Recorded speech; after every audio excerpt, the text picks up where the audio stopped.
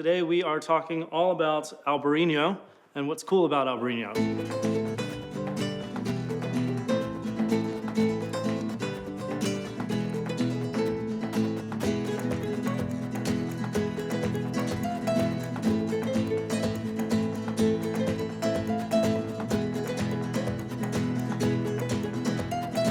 First and foremost, when we talk about Albariño, what we're really talking about is northwestern Spain, Galicia. And while Albariño is definitely grown in other places around the world, Galicia is really its home, and this is where it's the most classic expression of this grape. So today, all three of the examples that we're going to taste and talk about are all from Rías Baixas in Spain.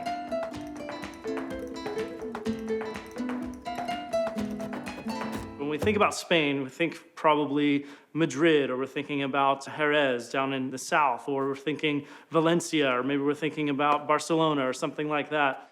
All of those places are quite warm, kind of more intense, hot places. You think big reds like Rioja or Ribera del Duero. But when we get up here into Galicia, the terroir is totally different. You're right on the Atlantic Ocean here. It's a very cool climate. It's very green. They call us green Spain. And you can imagine that the weather provides a really nice atmosphere to create wines with really crystalline minerality, really fresh acid, and not surprisingly also, there's some really great seafood in this area as well. What's interesting when you visit Rías Baixas, which is the area for Albariño, when you drive through the vineyards here, these vineyards actually look totally different than when you go to most other vineyards. We're not looking at really beautifully kind of trellised rows of vines here. Most of the vineyards of Albariño in this area are actually up on pergola systems, which means the grapes themselves are grown high up. So you can actually walk underneath of the vines, and you're kind of looking up to pick the grapes down from the vines above you, rather than kind of going through the vines this way and kind of picking from the side. And the reason that they're grown at such a higher level is the atmosphere here. There's a lot of humid air coming in off of the Atlantic Ocean in this area, and what it creates is a really great ambiance for rot and for mildew and for things that you definitely don't want. So they bring the canopy of the vines up and allows for nice cool winds to blow through, keeping all these grapes nice and dry. So you end up with a longer growing season that allows you to maintain acid and to maintain that kind of mineral structure that you're looking for in this grape variety. But the grapes themselves, the clusters are not huge, they're moderate size. When you're bringing these in, they're oftentimes just turned a little bit from that kind of really underripe green color to a slight yellowish color. But it's a very aromatic variety. It has a lot of terpenes, which is kind of this floral element to it. So when you smell Albariño, a lot of times traditional Albariño will smell kind of like a bouquet of flowers, or sometimes it might smell like Fruit Loops. Sometimes it might smell like really fresh, like briny air, like sea air, or like a sea spray kind of thing to it. And that's very traditional for this grape, particularly for this area. I liken this to other things like Viognier, or maybe even to a lesser extent Muscats and some of the Alsatian varieties. The acidity, of course, is really nice when it comes to food and wine pairing. Really nice for when it's cold, when it's warm outside, I should say. It's a nice, refreshing drink. Typically, a lot of Albariño wines are oftentimes made without seeing any oak usage, though that's not 100% the case. A lot of times, these wines are done in stainless steel to kind of maintain that fresh, vibrant acidity, meaning the wine goes through fermentation and aging in stainless steel, keeping things nice and cool. Might stay on the lees for some given amount of time to help add some texture and some weight and some richness to it before it goes off to bottle.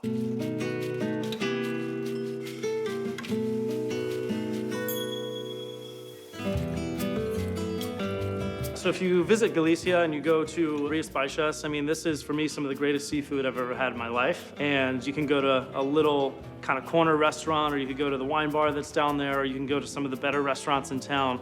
Regardless, the seafood across the board is absolutely incredible. And what they really value a lot is freshness. You're looking at, seafood that's really just been brought in off the water and ends up on a plate just like a few hours later. And all really simply done, which is, I think, what I really enjoy about the cuisine here. Oftentimes the scallops, for instance, hit with a little bit of olive oil, some fresh salt, local salt, and a little bit of lemon juice, and then they kind of bake them off, and they come out still on the shell, and these things are like, delicious, amazing. And that's the kind of stuff that you really love to drink these wines with. I mean, these wines have a little bit of that like saline, like I said, sea spray, oceany, kind of slightly briny profile to them. That, along with the acidity and that kind of floral flavor as well, matches really nicely with really fresh seafood, fresh shellfish, things of that nature.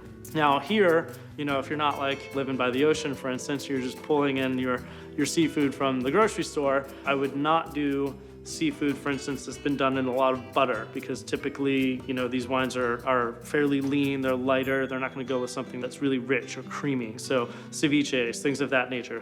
Seafood that already has a good amount of acidity in it. Think of it as like your lemon squeeze on top of a nice piece of fish. And if you treat it that way, I think you'll be really happy with this.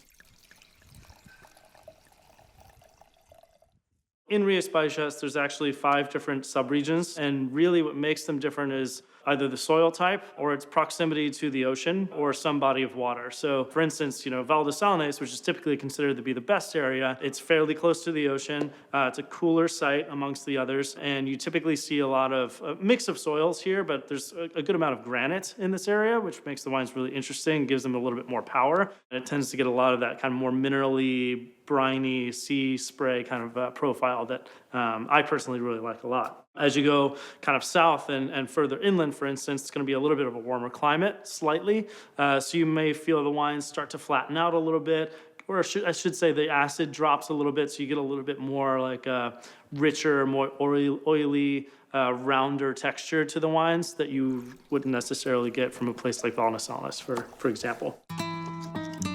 So the first one we're going to start with today is Quinta de Couselo. This is a 2017 Albariño from Rías Baixas. In particular, this one is coming from the sub-region of O Rosal. So this is one of those regions that's a little bit further south, but this is actually right on the Atlantic, so it's still a fairly cool climate site. It's actually my first time trying this wine, so I'm pretty excited to give it a shot.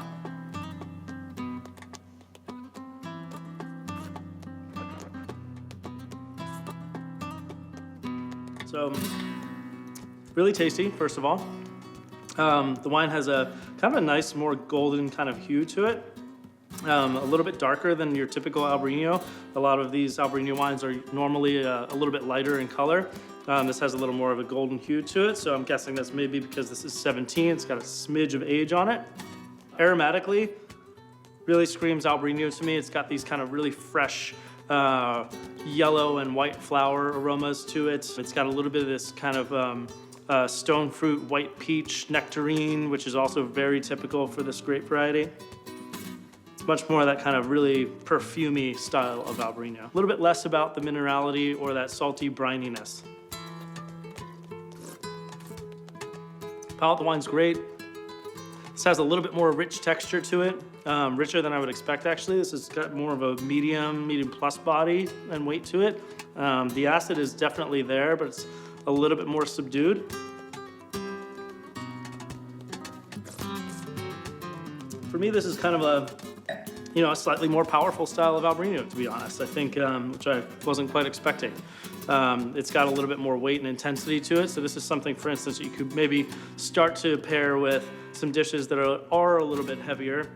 Not the same kind of dish that maybe you would pair with a Chardonnay, for example, but certainly something that if you want to dabble a little butter or maybe a grilled piece of fish or something like that, you're still doing seafood, still doing that kind of fresher preparations, but something that can handle a little bit more intensity from their wine. This is a great one to do that with.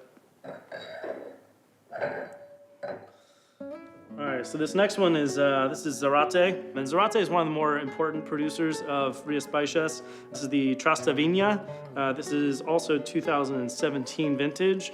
So Zarate is certainly one of the more important wineries of this area. They were the ones back in the 50s who really took Albariño seriously and really helped to put Rías Baixas on the map for this grape variety. Before them, the Albariño grape was more of a local drinking grape variety. It wasn't really taken all that serious, and it was just kind of light, easy drinking white wine. Still, I'm sure, quite tasty, but Zarate was the family that really took this grape and treated it seriously. They were instrumental in creating those 5 different subregions that we know and love today. and they're also one of the first to ever do kind of these like single parcel wines. They also have some of the oldest vines of Albariño in all of Spain, or certainly in all of Rías Baixas, going back almost 150 years or so, I think, in the mid-1800s, which is really incredible. So this particular wine, the Trastevina, this is not from that super old site, but this is vines that was planted back in the 70s from cuttings from that very old site, which makes this really interesting. And this is one of those wines that I was mentioning, planted on granite. So this is a wine that I expect to be maybe slightly more powerful. This is Val de Salnes though. So Val de Salnes, if you remember, we talked about this being one of the best areas, because it has a really nice balance of both power, but also elegance, freshness, acidity, minerality. So let's give it a shot. Yeah, so right away, I mean, it's interesting. This is a little bit lighter in color than the first wine. This is also 2017. This lighter color, the aromatics on this are also really fresh and vibrant. So for me, this is kind of holding up really well. With this first one, I feel that just, a couple years of age is already starting to show a little bit. This, I really like the aromatics on it too, because it's less about the perfume and the flowers and that kind of really ripe stone fruit peach situation. For me, sometimes I think Albariño can get a little out of hand with the perfume thing, like kind of walking into a perfume shop at the department store, you kind of get whacked in the face with too much of that. Sometimes Albariño can go down that path. The other end of that spectrum, though, is stuff like this, which I really love, which is more salty, briny, and just a little touch of the flowery thing.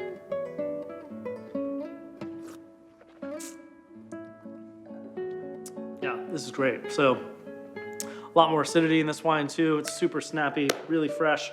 This is the kind of wine that I would definitely want with some of those scallops or some fresh shrimp. Just peel them, hit them with a little bit of lemon, crush those on their own with this. This is great stuff, right up my alley. Then the last one, this is from a winery that I've visited a couple of times. This is Alberto Nanclares. He started this with his wife, I think maybe about 15 years ago or so a fairly young winery. And he did not come from a winemaking background. I think he was in finance or something when he got started with this. He bought a piece of property in this area. They just wanted to move here and kind of chill out and relax. And he had some vines in his backyard, and he was like, might as well try making a little wine. And now he's personally my favorite producer in the whole region. He makes really beautiful blend of a lot of different Albariño sites. He only owns, I think, somewhere in the vicinity of 2.5 to 3 hectares. What's interesting is those 2.5 hectares are spread out over like a dozen or so different plots all around different places around Rías Baixas. So we're talking minuscule parcels. And he likes to bottle some of these separately. So the wines are very, very limited. So when you get stuff like this, for example, which is the old vines, so this is 100-year-old vines, Albariño, it's like none of this made. So it's really cool to be able to taste this. And what's interesting with him is because he has these plots spread over different areas, you can actually taste what an Albariño is like when it's planted near the ocean on granite, or Albariño that's coming from some clay that's maybe a little bit further inland, that's made in a very similar fashion. So you really get to taste kind of the difference in terroir and different soil types and things like that in the wines. And he does a really great job of expressing those different terroirs. So this one in particular is called the Cochinilla, and this is 2016. So the other interesting thing about this, well, actually the last wine, the Zarate, both of these wines are aged a little bit longer than usual. The Zarate, this actually spends about 30 months on its lees. This one is close to that. I think it's about 2 years on its lees. But this one does see some barrel time. So this is the first one that we're going to taste that actually sees some oak usage. We're talking older barrels, we're talking larger barrels. So they're about 400 or 500 liters in size. So they're not your typical barrique style of oak. And they are used. So we're not getting any oak flavors. But when you age the wine in oak, it does give it a different textural profile. So what I expect to get out of this is a little bit more of an oily kind of texture in the wine, and also that little bit of interaction with oxygen that you get through barrel time. is going to kind of round out the wine a little bit more. It kind of fleshes it out a bit versus a wine that's been stuck in stainless steel and kind of completely devoid of any oxygen. This oxygen helps to kind of allow the wine to breathe a little bit and relax and kind of soften up, if you will. So check it out. So this is definitely the most aromatic of the three because it's very aromatic, but it's like it's not the same kind of salty sea spray as this Zarate was. This is a little bit more of this very intense like seashell and mineral thing. It almost has like a Chablis like kind of flavor profile going on. Super interesting. It jumps out the glass.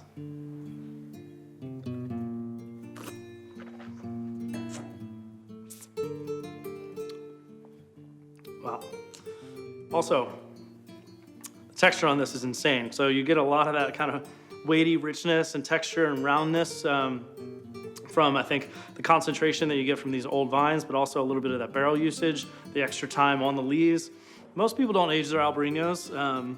This is 2016, and it's tasting pretty damn fresh. So to me, that's a really good sign. The acid's still there, the fruit's still really vibrant. To me, this wine can certainly age. I would say at least another couple of years. I've never really tasted an older Albariño, so I can't really say.